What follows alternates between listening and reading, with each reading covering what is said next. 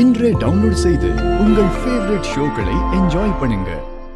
ஹாஸ்பிட்டல்ல அந்த சம்பவம் நடந்த நேரத்துல நான் ஸ்டேஷன்ல இருந்திருந்தாலோ இல்ல டியூட்டில ரவுண்ட்ஸ்ல இருந்திருந்தாலோ வீடியோல இருக்கிறது நான் இல்லங்கறத ஈஸியா ப்ரூவ் பண்ணிடுவேன். ஆனா அந்த டைம்ல நான் வீட்ல இருந்திருக்கேன். அதான் என்ன பண்றதுன்னு யோசிச்சுட்டு இருக்கேன். அப்போ இந்த வீடியோல இருக்கிறது நீ இல்ல, உன்னை போல வேற ஒருத்தினை எப்படி நிரூபிக்க போற? அதுக்கு ஒரே ஒரு வழிதான் இருக்கு. என்ன வழி துர்கா? என்ன மாதிரியே இருக்கிற அந்த பொண்ணு யாருங்கறத கண்டுபிடிக்கணும். அவளை கண்டுபிடிச்சு கமிஷனர் முன்னாடி நிறுத்தினாதான் நான் சொல்றத உண்மைன்னு நம்புவாங்க.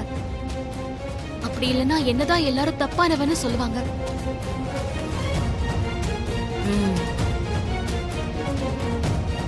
நீ சொல்றது கரெக்ட் தான் துர்கா.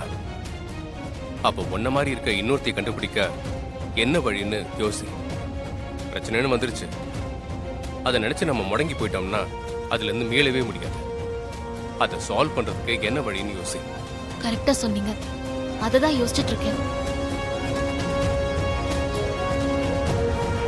என்ன சொல்ற சங்கரபாண்டி? ஆமா, நம்ப முடியலையா சிஸ்டர்? ஆச்சரியமா இருக்குதா? ஆனா அதுதான் உண்மை. இதை யார் உனக்கு சொன்னது? அட என்ன சிஸ்டர் நீங்க? துர்கா வந்து சூர்யா கிட்ட இத சொல்லிக்கிட்டு இருக்கும் பொழுது நான் வழக்கம் போல ஒட்டி கேட்டு நேரா அந்த விஷயத்தை உங்ககிட்ட சொல்றதுக்காக ஓடியாந்து இருக்கிறேன். என்ன நடந்ததுன்னு கொஞ்சம் விவரமா சொல்றியா? அதாவது சிஸ்டர், துர்கா மாதிரி இருந்த இன்னொருத்தி சந்துருவை கத்தியால குத்தி கொலை பண்ண பார்க்கும் பொழுது சந்துருவோட அப்பா அம்மா வந்து பார்த்துட்டு சத்தம் போட்டுருக்காங்க. அங்க டாக்டர் நர்ஸ் எல்லாம் உடனே ஓடியாந்து இருக்காங்க. அப்ப அந்த டூப் துர்கா தப்பிச்சு ஓடி இருக்கா. அது அத்தனையும் ஹாஸ்பிடல்ல இருக்கிற சிசிடிவில ரெக்கார்ட் ஆயிருக்குது. ஒரிஜினல் துர்கா தான் கொலை பண்ண முயற்சி பண்ணான்னு சந்திரோட அப்பாவும் அம்மாவும் கம்ப்ளைண்ட் கொடுக்க போலீஸ் டிபார்ட்மெண்ட் அந்த கேஸ ஃபைல் பண்ணிருக்காங்க. துர்கா உருவத்துல துர்கா மாதிரியே இருக்கிற இன்னொருத்தி எதுக்காக சந்துருவ கொலை பண்ண பார்த்தா? அந்த இன்னொருத்தி துர்காவை பழி வாங்க பண்றாளா இல்ல சந்துருவ பழி வாங்க பண்றாளா? ஐயோ, நீங்க கேக்குறதெல்லாம் கரெக்ட் தான் சிஸ்டர். ஆனா இதுக்கு பதில் எனக்கு தெரியலையே. எனக்கு என்னமோ துர்காவுக்கு ஆகாத இன்னொருத்தி தான் அந்த துர்காவை பழி வாங்குறதுக்கு இந்த மாதிரி வேலையெல்லாம் பண்றாளோன்னு எனக்கு தோணுது. எப்படி இவ்வளவு உறுதியா சொல்றீங்க சிஸ்டர்? தனிப்பட்ட முறையில சந்துருவ பழி வாங்கணும்னா அவ ஹாஸ்பிடல் வரைக்கும் வந்திருக்க வேண்டாமே. சரி, அதெல்லாம் விடுங்க சிஸ்டர். எது எப்படியோ இருக்கட்டும். இதுல நாம யோசிக்கிறதுக்கு என்ன இருக்கு சிஸ்டர்? முட்டாள், நான் எவ்வளவு முக்கியமான விஷயத்த சொல்லிட்டு இருக்கேன். இதுல யோசிக்கிறதுக்கு என்ன இருக்குன்னு அப்படி அசால்ட்டா சொல்ற இடியட். என்ன சிஸ்டர் சொல்றீங்க? எனக்கு புரியுற மாதிரி சொல்லுங்க சிஸ்டர். என்ன புரியுற மாதிரி சொல்றது? துர்கா மாதிரி இருக்கிற அந்த இன்னொருத்தி துர்காவை பழி வாங்கணும்னு நினைக்கிறானா? அப்போ அவ துர்காவோட எதிரி தானே? ஆமா, அதுல என்ன சந்தேகம்? கிட்டத்தட்ட நம்மள மாதிரி அவளும் எதிரியா தானே இருப்பா. அப்போ எதிரிக்கு எதிரி நண்பன் தானே? ஐயோ சிஸ்டர், நீங்க என்ன சொல்ல வரீங்கன்னு எனக்கு புரியல சிஸ்டர். முட்டாள் முட்டாள், பொண்ணெல்லாம் என் கூட வச்சிருக்கேன் பாரு, அப்படியே போட்டேன். அந்த துர்கா நமக்கு எதிரி, துர்கா மாதிரி இருக்கிற இன்னொருத்தி அந்த துர்காவுக்கு எதிரி. அப்போ நமக்கு எதிரிக்கு எதிரி நண்பன் தானே? நீ என்ன பண்ற?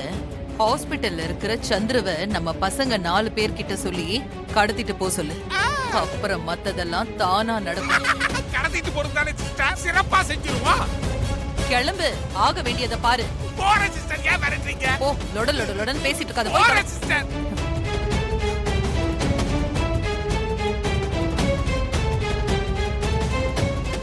ஏற்கனவே மாயாவை பிடிக்க சொல்லி உன்கிட்ட பொறுப்பு கொடுத்தேன். ஆனா பல முறை முயற்சி பண்ணியும் இப்ப வரைக்கும் உங்களால அவளை பிடிக்க முடியல. இத்தனைக்கும் அவளை கைது பண்ண சொல்லி கோர்ட் ஆர்டர் போட்டிருக்கு. இன்னும் நம்மளால அதை செய்ய முடியலையே. அடுத்த இயரிங்ல கோர்ட்ல என்ன பதில் சொல்ல போறோம் சொல்லுங்க துர்கா? இப்பவுமே கோர்ட்ல எல்லாரும் முன்னாடியே தலை குனிஞ்சு வர சொல்றீங்களா? பிபி போன் பண்ணி அவ்வளவு சங்கடப்படுறாரு. நம்ம டிபார்ட்மெண்டால அவர் தலை குனிய வேண்டியதா இருக்கு. ஒரு விஷயம் புரிஞ்சுக்கோங்க துர்கா, குறிப்பிட்ட கேஸ்ல அரசு தரப்பு வக்கீல் பதில் சொல்ல முடியாம தலை குனிஞ்சா அது அரசாங்கமே தலை குனிஞ்ச மாதிரி. நம்ம டிபார்ட்மெண்ட்னால நம்ம கவர்மெண்ட்டுக்கே கெட்ட பேரு. இது யாரால வந்தது? அது உங்களால. ஒண்ணு நீங்க அரெஸ்ட் பண்ணி கோர்ட்ல கொண்டு வந்து நிறுத்தணும், இல்ல நீங்க இந்த கேஸ்ல இருந்து விலகிக்கணும், வேற யாருக்கிட்டையாவது ஒப்படைக்கணும். வாடா. டேய் யார் நீங்கலாம்? நாங்க ஆபரேஷன் டீம். டேய் உங்களை பார்த்தா ஆபரேஷன் டீம் மாதிரி தெரியலையே. என்னடா பாத்து நீ தூக்குங்க. டேய் என்னடா பண்றீங்க? விடுங்கடா. விடுங்கடா. ஐயோ என்னங்க என்னங்க? டேய் விடுடா அவனை. விடுங்கடா. டேய் டாக்டர் யாராவது வந்து காப்பாத்துங்க. விடுங்கடா.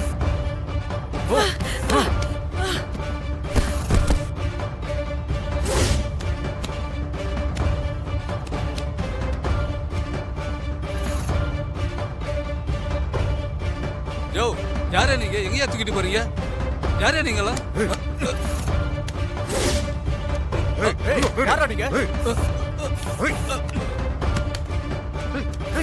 யாரா நீங்க? போடா.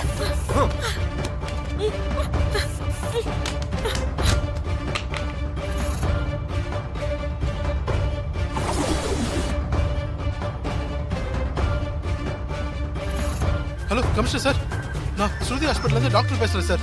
மாஸ்க் போட்டுட்டு வந்த ஒரு 2-3 பேரு இங்க இருக்கிற எல்லார் முகத்திலயும் மயக்க மருந்து ஸ்ப்ரே அடிச்சுட்டு சந்துருவை கடத்திட்டு போயிட்டாங்க சார்.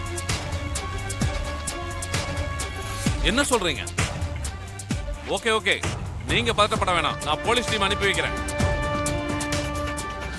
சார் என்ன விஷயம் சார்? ஏன் டென்ஷனா இருக்கீங்க? துர்கா, நீங்க எதுவும் ப்ளே பண்ணலையே? சார் என்ன சொல்றீங்க? எனக்கு ஒண்ணும் புரியல.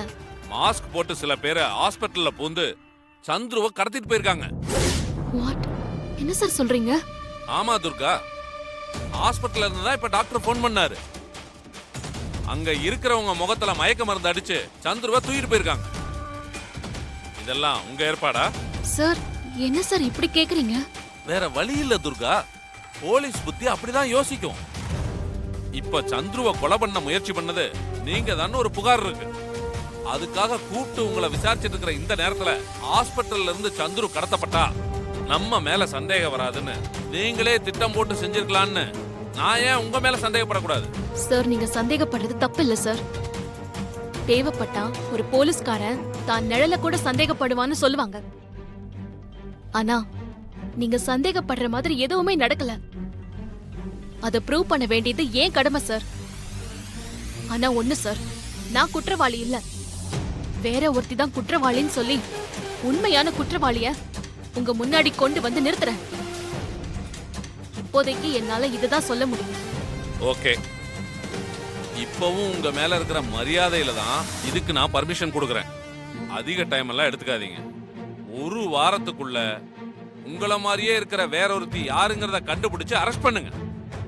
அப்படி பண்ணலன்னு வச்சுக்கோங்களேன், சிக்கல் அவளுக்கு இல்ல உங்களுக்கு தான். Mind it. Okay sir, I will do it.